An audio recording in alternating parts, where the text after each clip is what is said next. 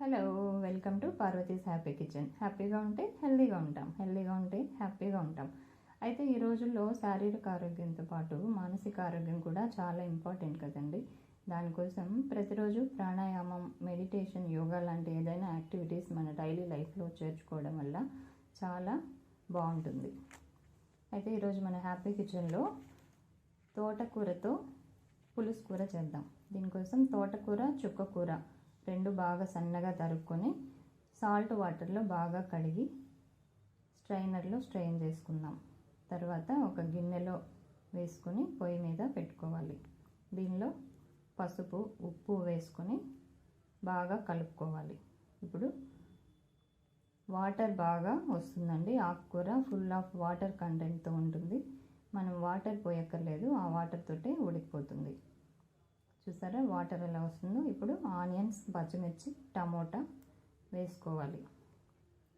ఇప్పుడు బాగా కలుపుకొని ఆ వాటర్తో పాటు ఉడుకుతుంది. బాగా మిక్స్ చేసుకొని ఒక మూత పెట్టుకుందాం. ఇప్పుడు ఆకుకూర మన డైలీ లైఫ్లో ఏదో ఒక రూపంలో తీసుకోవడం వల్ల ఆరోగ్యానికి చాలా మంచిదండి. ఆకుకూరలో full fibre, protein, calcium, iron rich ఆకుకూరలు శరీరానికి చాలా మంచిది. విటమిన్ సి బాగా అందుతుంది ఆకుకూరలు తినడం వల్ల. ఏదో ఒక రూపంలో ప్రతిరోజు ఆకుకూర తీసుకోవడం వల్ల ఆరోగ్యానికి చాలా మంచిది. చూసారా వాటర్ అదే వాటర్తో ఉడికిపోతుంది.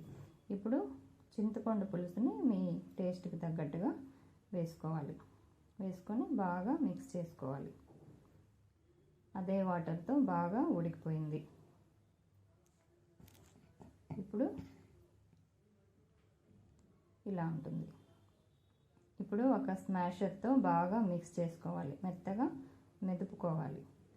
దీనివల్ల మనం వేసిన ఇంగ్రీడియంట్స్ అన్నీ బాగా మిక్స్ అయ్యి మంచి టేస్ట్ వస్తుంది. ఇప్పుడు పోపు పెట్టుకోవాలి.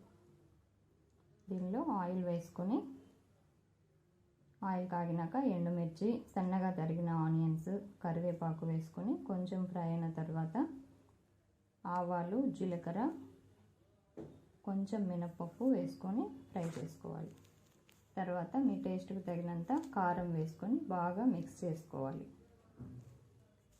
ఇప్పుడు ఉడికించిన ఆకుకూరని పోపులో వేసుకొని బాగా మిక్స్ చేయాలి.